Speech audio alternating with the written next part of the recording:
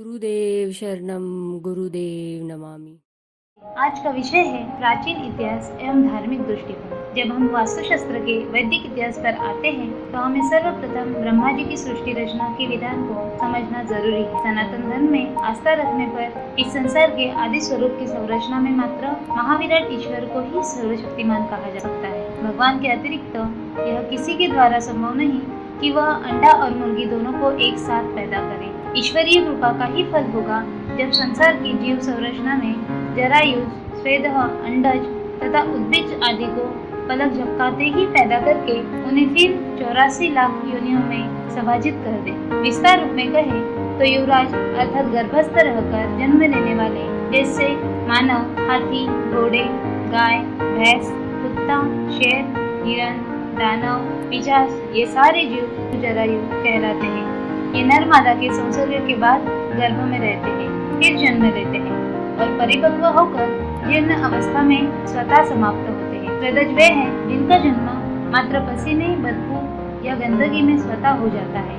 मक्खी, मच्छर, जू, मकड़े, खटमल आदि इस तरह तीसरे प्रकार के जीव अंडज कहलाते हैं, जिनमें मुर्गी, बखत, मछली, कीड़े, पक्षीगण आदि हैं। इस प्रकार कुछ जीव भूमि के अंदर पैदा होते हैं, जैसे कीड़े, दीमक, पेड़, पौधे, वृक्ष तथा समस्त फूल, फल, वनस्पति आदि। ये जमीन के अंदर बीज डालकर या बिना बीज के स्वतः पैदा होते हैं। ब्रह्मा जी आदि सृष्टि के रचनाकार माने जाते हैं। उन्होंने जरायुज में भी हजारों किस्म के जीव जंतु पैदा किए, जिनमें मनुष्य को पंच महाभूत योनि 5 तत्वों के मिश्रण से बनाया जाता है। पंच तत्व है आकाश, वायु, अग्नि, जल तथा पृथ्वी यानी मिट्टी। यद्यपि यह पांचों तत्व पंच महाभूत जीव के शरीर में एक साथ दिखाई नहीं देते, परंतु नष्ट होने की स्थिति में आकाश, जल, अग्नि और वायु तत्व द्वारा पृथ्वी से शून्य में विलीन हो जाते हैं। इसके बाद शरीर मिट्टी होकर धरती में मिल जाता है। यह भी एक विचित्र सत्य है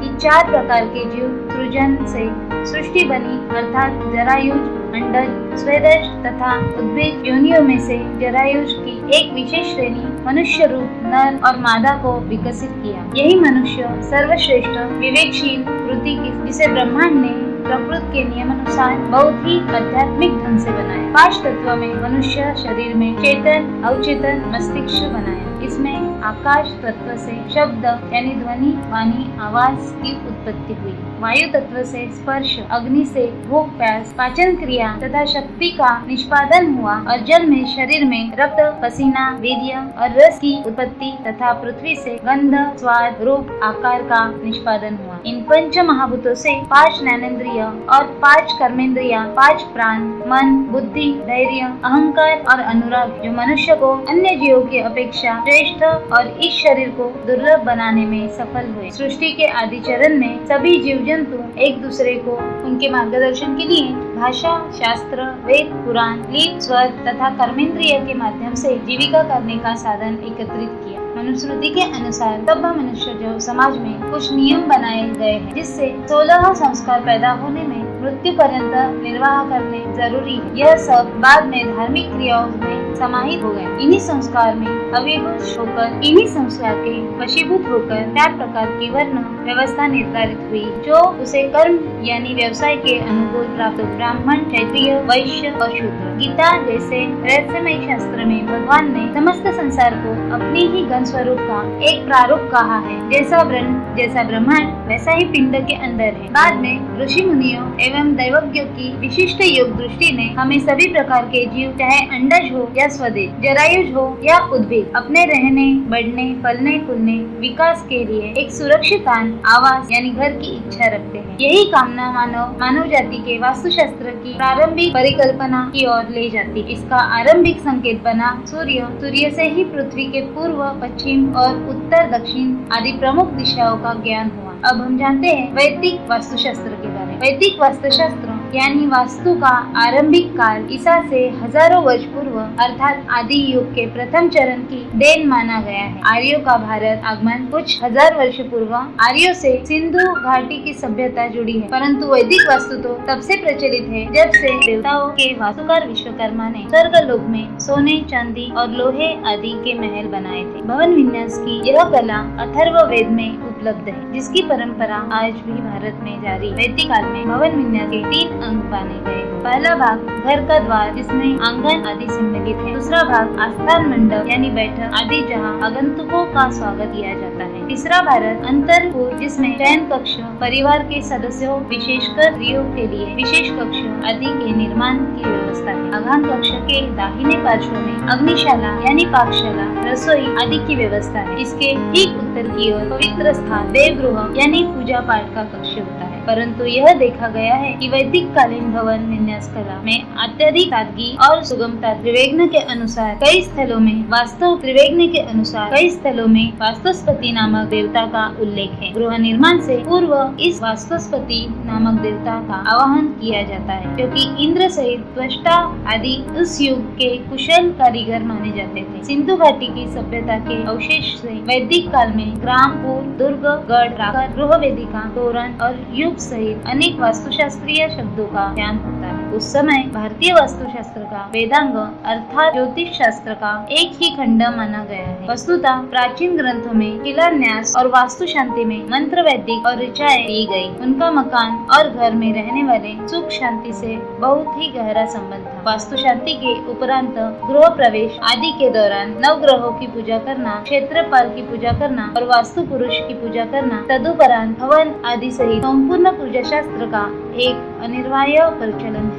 इस पुस्तक के अंत में हम वैदिक रीति से वास्तु शिलान्यास, वास्तु दोष निवारण एवं वास्तु हेतु एक विशेष अध्याय भी दे रहे हैं, जिसे पाठगणक का आज भी प्रयोग में ला सकते हैं। शायद मकान या वास्तु परिकल्पना ही साकार रूप में घर बना, जिसे पाठगणक आज भी प्रयोग में ला सकते हैं। शायद मकान या वास्तु परिकल्पना ही साकार रूप में घर बन जाने पर ऋषि मुनियों के आशीर्वाद से तब यह श्लोक जुड़ गया होगा। सर्वे भवन्तु सुखिनः, सर्वे सन्तु निरामयाः, सर्वे भद्राणि पश्यन्तु, मा कश्चित् दुःखभाग्यवत्, माँ कश्चित् दुःख भाग्यवेद। वेदकालीन सभ्यता में वेदों की व्याख्या स्वरूप 4 उपवेद भी लिखे गए, जिसके नाम है संगीत यानी गांधर्व विद्या, युद्ध यानी धनुर्विद्या, चिकित्सा यानी आयुर्विद्या, ज्योतिष एवं स्थापत्य विद्या। वस्तुतः यही स्थापत्य विद्या वास्तुशास्त्र का मूल अंग रही है। भारतीय वाङ्मय के अनुसार विश्वकर्मा को वास्तुशास्त्र का प्रथम प्रवर्तक एवं आचार्य माना जाता है। दक्षिण भारतीय भाषाओं में सम्रांगण सूत्रधार नामक एक ग्रंथ है, जो आचार्य विश्वकर्मा के कर्मठ वास्तुविद होने की गहन चर्चा करता है। वैदिक युग में ही सिंहल द्वीप में, जिसे आज श्रीलंका कहते हैं, कुबेर और यक्ष किन्नरों द्वारा बसाई गई स्वर्ण नगरी लंका थी। इस स्वर्ण नगरी पर बाद में दानवों और असुरों का कब्जा हो गया। राम रावण युद्ध के दौरान महाबली हनुमान ने संपूर्ण स्वर्ण नगरी को भस्मीभूत कर दी। बाद में देवताओं के वास्तुकार आचार्य विश्वकर्मा ने रावण की इस जली भुनी स्वर्ग नगरी का इस शर्त पर निर्माण किया कि वह आगे से इंद्रलोक पर आक्रमण नहीं करेगा। परंतु रावण को यह मौका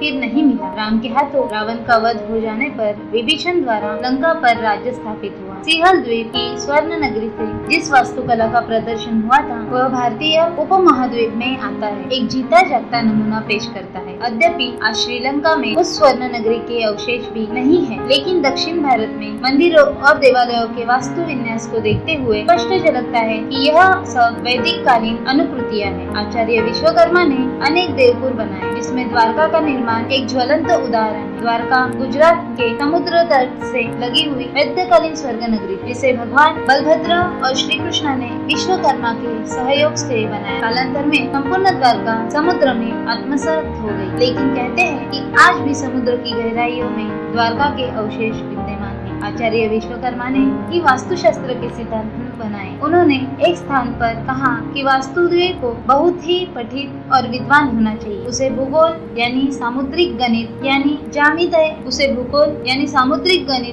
ज्यामिति के वास्तुदेव विश्वकर्मा की पूजा हम कहते हैं। इसका अभिप्राय वास्तुशास्त्र के प्रथम प्रवर्तन को स्मरण करता है। वैदिक कालीन वास्तुशास्त्र में प्रायवास और अन्य काष्ठ आदि का प्रयोग किया जाता था। शीशम देवदार जैसी मूल्यवान लकड़ी को चंदन के जंगल से उस समय विशाल रूप में आच्छादित थे। शीशम देवदार जैसी मूल्यवान लकड़ी आदि काल में प्राय बांसों और काष्ठ निर्मित घरों में ही लोग रहते थे। छत आदि आच्छादन के लिए घास फूस और पत्तों का प्रयोग किया जाता। त्रिवेग्न आदि ग्रंथों में दुर्ग एवं प्रासाद आदि के निर्माण में धातुओं जैसा सोना, चांदी, तांबा आदि सहित विशाल शिलाखंडों का भी उपयोग किया जाता था। कम आबादी वाले क्षेत्रों को ग्राम यानी गांव कहा जाता था। उपनिषद एवं अन्य ग्रंथों में बताया गया है कि गांव प्राय दूर दूर हुआ करते थे। उनमें बने हुए घर वर्गाकार या आयताकार होते थे। वैदिक ग्रामों के चारों ओर लकड़ी की बाड़ बनाई जाती थी। घर का एक ही मुख्य द्वार होता था। सुरक्षा की दृष्टि से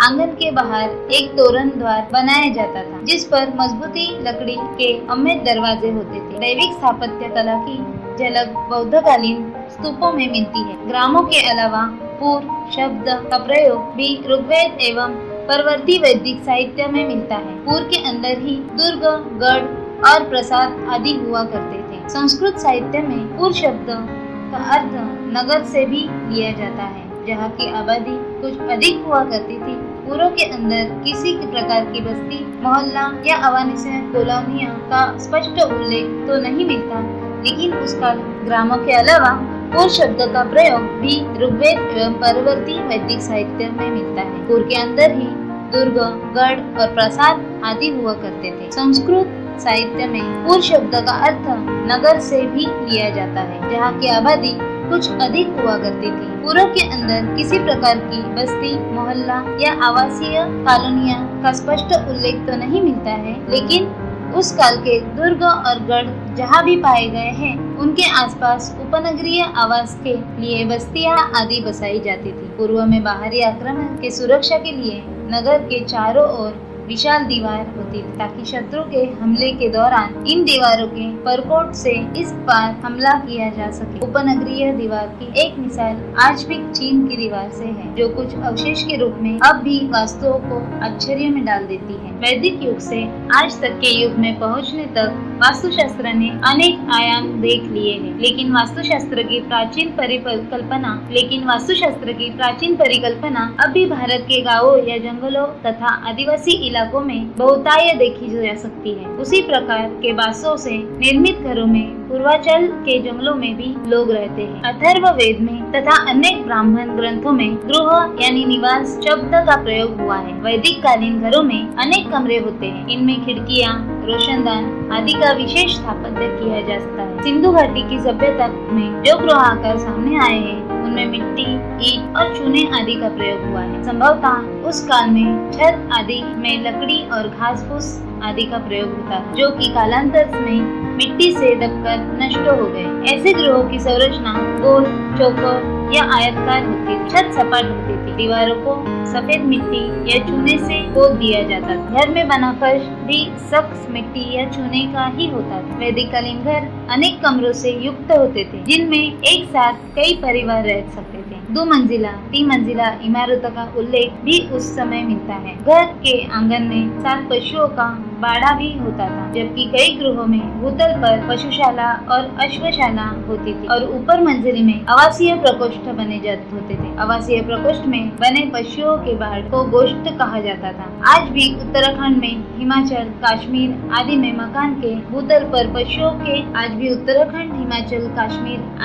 मकान के भूतल पशुओं के लिए गोठ बनाए जाते हैं और प्रथम तल पर हिराइश आज भी उत्तराखंड में, हिमाचल, कश्मीर आदि में मकान के भूतल पर पशुओं के लिए गोठ बनाए जाते हैं और प्रथम तल पर हिराइश के प्रकोष्ठ यानी कमरे आदि बनाए जाते हैं। पर्वतीय वास्तु में आज भी वैदिक कालीन गृह निर्माण की परंपरा जीवित। आज के लिए इतना ही। आगे की जानकारी लेंगे अगले अध्याय।